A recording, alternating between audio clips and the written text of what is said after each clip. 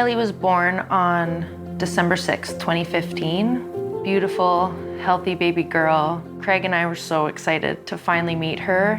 She was our light, she was happy.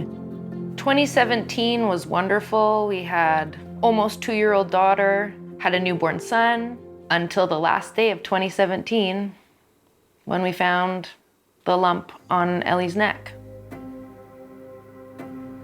I instantly started panicking. I was trying to figure out, did she run into something? Did she bump into something? Where could this have come from? She hasn't been sick. She hasn't had any fevers. And I went into the bathroom and I cried, and my mom came in and she said, "Racine, we don't know anything yet, don't worry." And I said, "This is not good, Mom."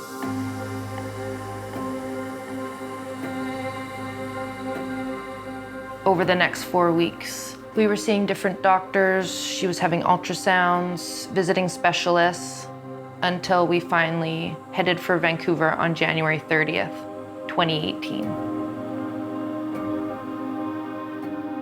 I'd heard overnight that we'd admitted a little 2-year-old girl who had a rapidly growing mass just below her jaw. The challenge with Ellie's particular situation was that this mass was compressing her airway to such an extent that there was just 3 millimeters left at the smallest part. This made it essential that we call together a big team from all different specialties to be able to safely manage her care while making sure that we maintained her airway. So this was a type of tumor, ended up being called a malignant rhabdoid tumor.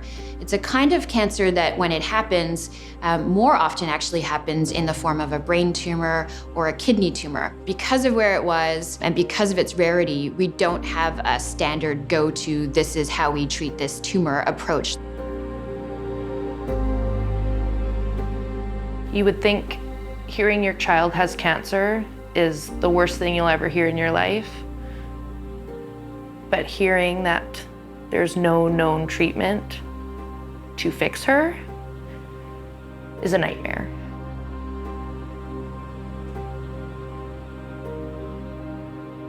I don't think I've ever cried so many tears in my life than at that moment.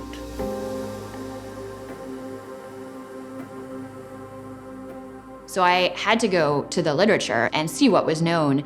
And in fact, I found papers, there are case series out there, small groups of kids. And if you look, they're all treated with slightly different forms of aggressive chemotherapy. The biggest series I could find from across North America had 26 kids in it, of which only one survived long term.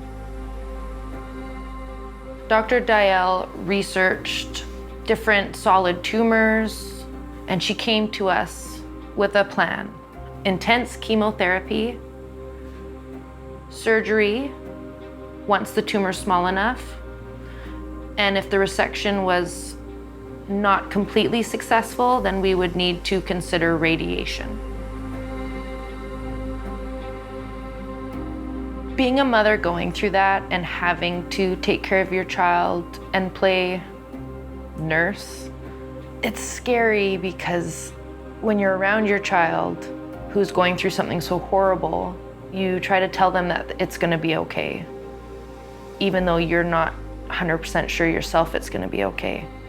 So there was a lot of times where I would leave the room and I'd cry, or I'd cry in the bathroom, because around her, it was positivity. On September 10th, they said, "You get to go home." So this was the first time in 7.5 months that we got to bring Ellie home. She stayed in Vancouver the whole time.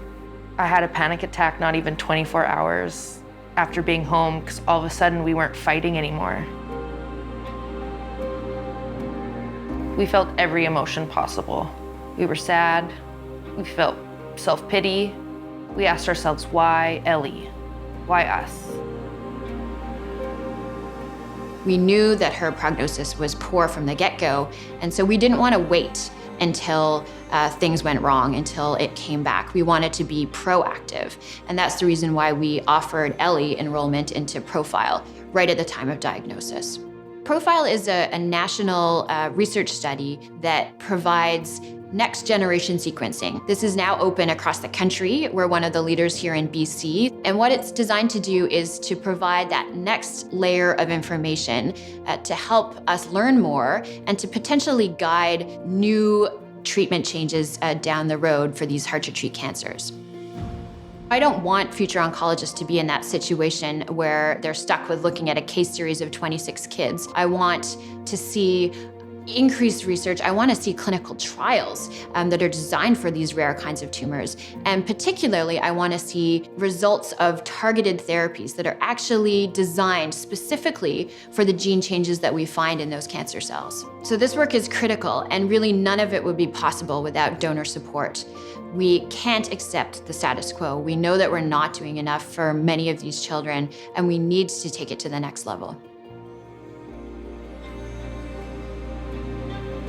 So we're almost 3 years post-treatment and there's no evidence of disease so far. And the prognosis of rhabdoid sarcomas are not very good. It's about a 20% survival rate to 5 years post-treatment. So I continually tell myself before we go to her appointments, Ellie's in the 20%. Ellie is the 20%. She is in the 20%.